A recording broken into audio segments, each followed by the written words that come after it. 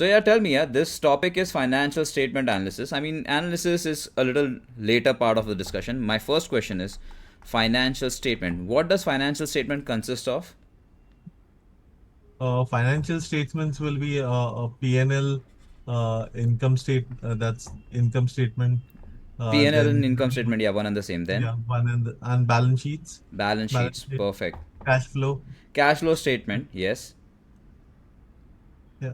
So for So now, you know what, I'm going to keep the cash flow statement a little outside of the discussion because most of the people are, very comfortable with the profit and loss account and balance sheet. And to be honest, only if you prepare profit and loss account and balance sheet, only then can you prepare cash flow statement. So we'll talk about that a little later, okay? I'm going to ask you some very silly and very basic question, but trust me, that's the whole idea. If I'm able to deliver these basic concepts in a better manner, impactful manner, I think that's when we'll know whether you're comfortable learning with me or not. So yeah, my first question to you is, why do we prepare profit and loss account? uh,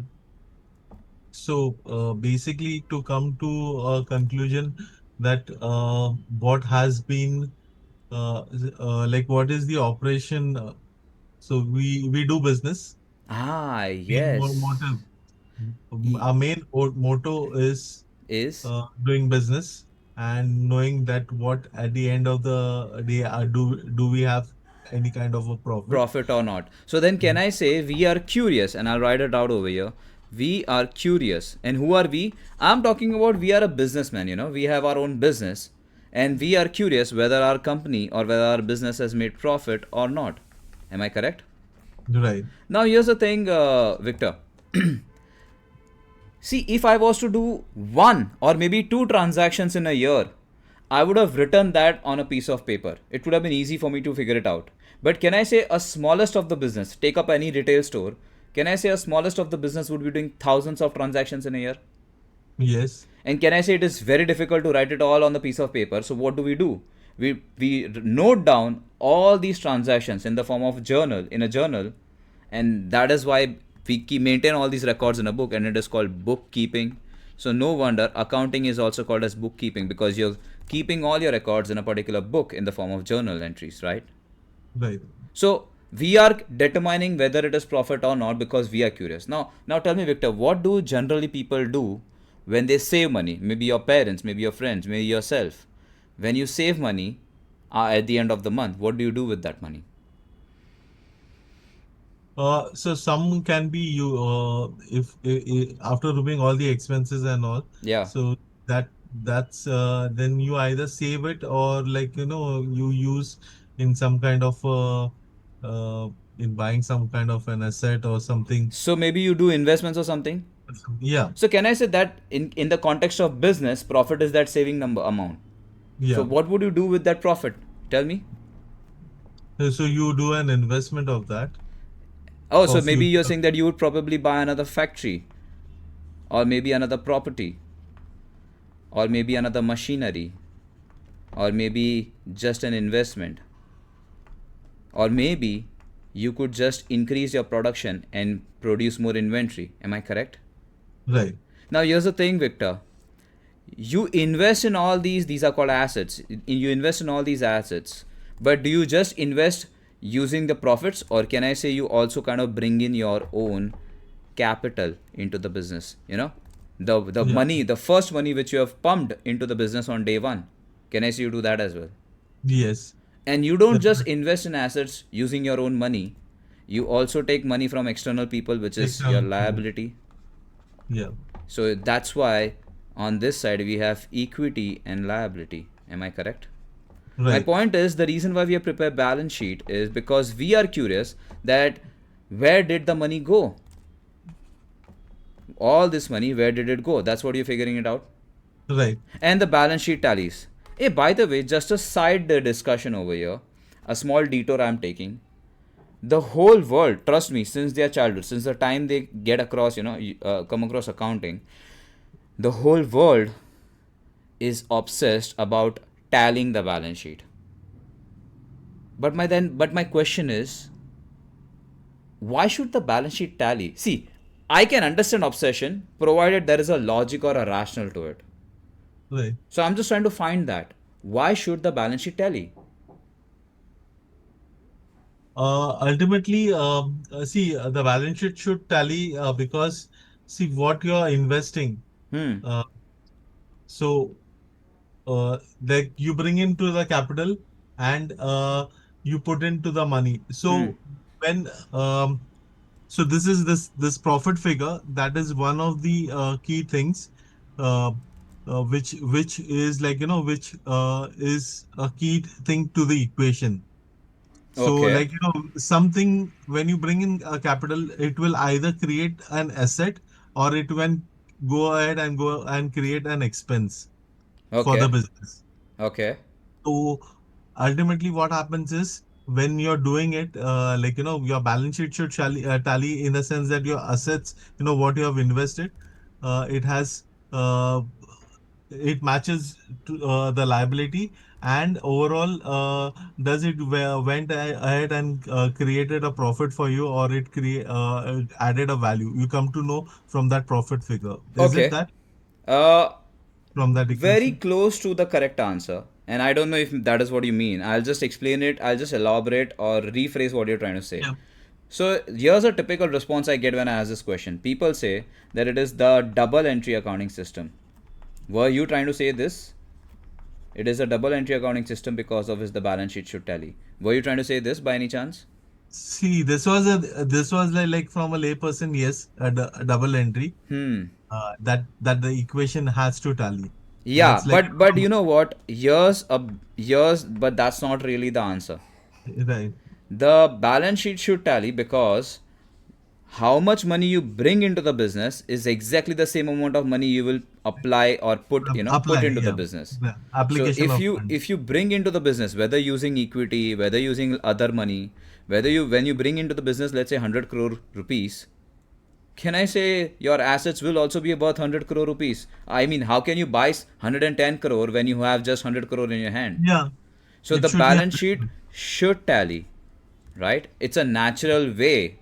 Can I say that?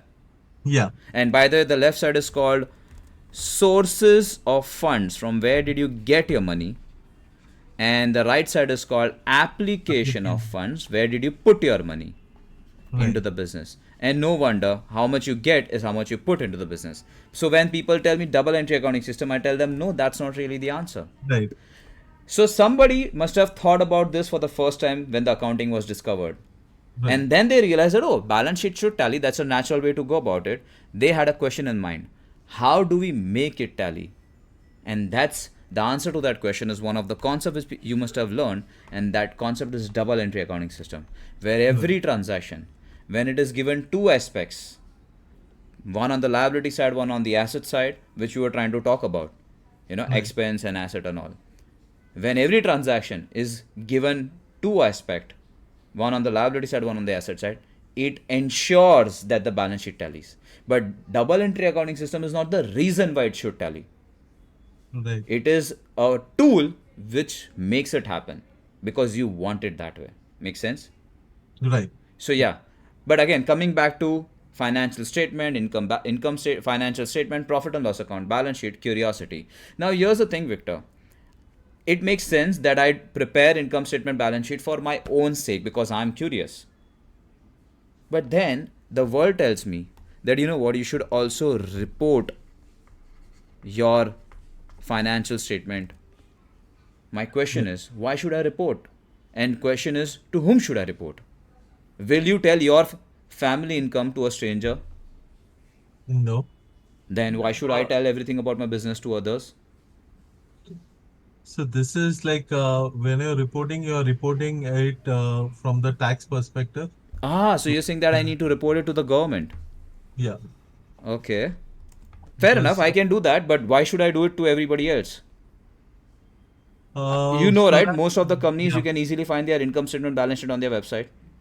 Uh, And uh, so uh, so yes, it is that we have to report it, or one you report it to the government.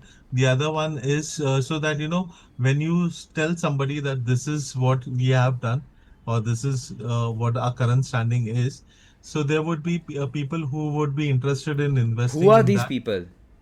Acha, the creditor, interested in investment. So you're saying like shareholders shareholders. or investors. Okay, fair enough. Fair enough. I can do that also. But why do I need to put it out publicly? If these people are So, invested, if these people are interested, government is interested, shareholders are interested, I can send it to their email IDs. Why do I need to show it out to the world? so how are you going to send it to the email IDs of these shareholders? Are they going to personally meet you I and mean, I would like, have details of that. So you're saying that okay, you never know who's going to invest, and that's why you're saying that. yeah, from that perspective? Okay, Like, so if okay, you are okay, saying fair that I point. can You have go a ahead you and have a meet. you have a fair argument. I will give it to you over there. Let me rephrase this question. Are these the only people who are interested? No, there will be people who would be creditors also, who would be My wanted. so basically the lenders who are giving you the money, Yeah, and yes, by the another creditors would be your suppliers who would be giving services, who would be giving you accounts payable man. How uh, can you forget that, right? uh, Who will be giving you the raw vendors, materials or the yeah, purchases on credit, right? My point is, see, yeah, government is curious, not just you. You are not the only one who's curious. Government is also curious. Has this person or has this entity done the calculation of income properly? Are they paying the taxes properly or not? The right, shareholders are curious whether the company is generating enough profit or not.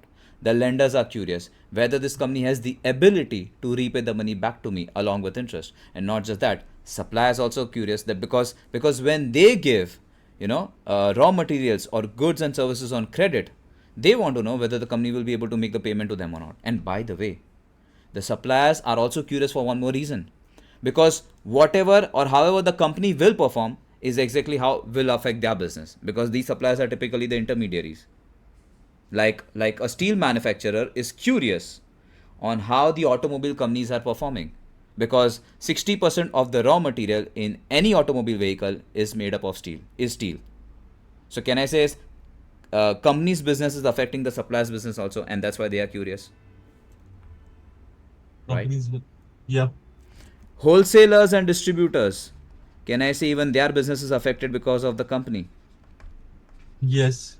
So are you realizing you are not the only one who's curious? There are these people or entities, I would say, who are curious too, and these are called stakeholders. What is stakeholder? Entities which are associated with your business. It is these stakeholders who are curious just the way you are. And these are, by the way, external to the company. Now, when I say external, what I'm trying to tell you is that these entities, they do not run the company or business on a day to day basis.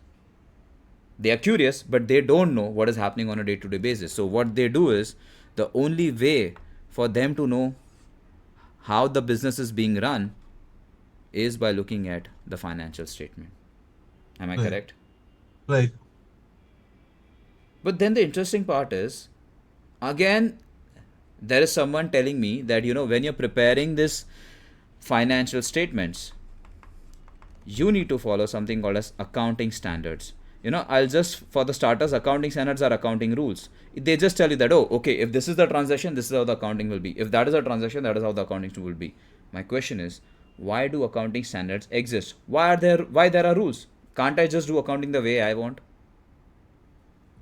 So then every person would have a different